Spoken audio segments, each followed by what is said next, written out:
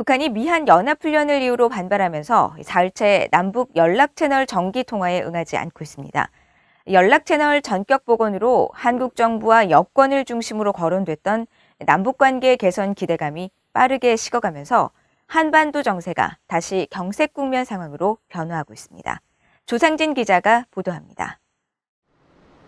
한국 국방부와 통일부는 12일 동서해지구 군 통신선을 통한 정기 통화와 남북 공동 연락사무소 개시 통화가 이뤄지지 않았다고 전했습니다.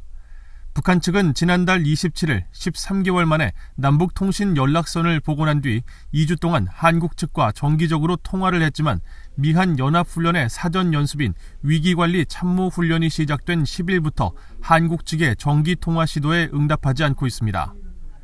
북한 김정은 국무위원장의 여동생 김여정 노동당 부부장과 김영철 통일 전선부장이 각각 미한 연합훈련에 반발하며 안보위기 경고담화를 낸 뒤 나온 상황입니다.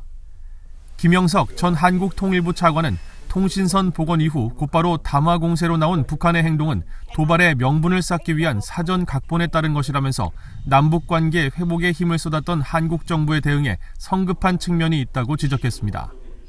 한미합동 군사훈련이 북한이 원래부터 그거는 이제 아주 민감하게 생각했던 사안이고, 소위 대북 적대시 정책에 북한 스스로 표현한 것처럼 집중적인 그런 이제 하나의 상징적인 이제 사안인데, 이제 이 부분에 대해서 이제 미국과 협의를 해서 움직일 수 있는 그런 여지를 확보하지 않은 상황에서 북한과 너무 이른 시점에서 협의를 한 게 아닌가 싶습니다.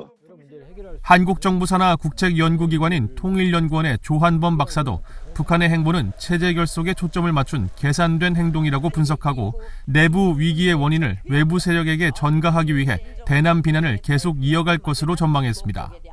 북한 내부가 사실 상상을 초월할 정도로 어려운 상황이거든요. 수혜가 더 가중되고 있고, 그렇게 보면 지금 이 엄혹한 상황에서 외부에서 한미가 문제를 일으켜 위협을 하고 있다라는 그런 위기감을 더 강화하려고 하는 의도가 아닌가 싶어요. 체제 결속을, 왜냐하면 지금 북한이 추가적으로 할 행동이 많지 않거든요. 한미에 대해서.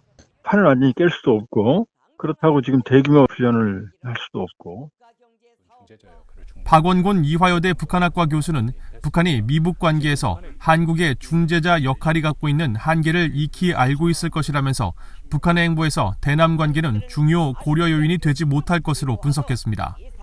그러면서 북한이 경제 위기와 복잡한 내부 사정을 감안해 단기 승부에 나설 수 있으며 미국을 흔들 만한 고강도 도발을 통한 벼랑 끝 전술로 회귀할 가능성도 있다고 지적했습니다.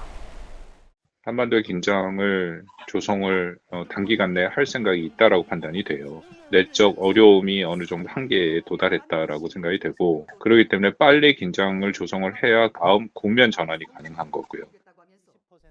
민간 연구기관인 한국국가전략연구원의 신범철 외교안보센터장은 북한이 남북 대화의 주도권을 쥐고 한국을 압박해 미국을 설득시키게 할 것이라면서 내년 한국 대선에서 보수 정권의 탄생을 바라지 않는 북한이 문재인 정부에게 어느 정도 호응할 가능성이 있다고 지적했습니다.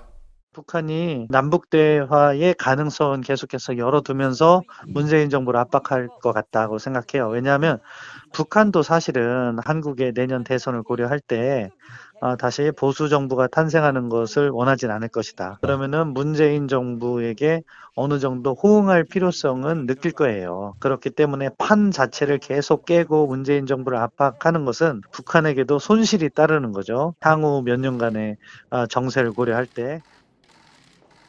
BOA 뉴스 조상진입니다.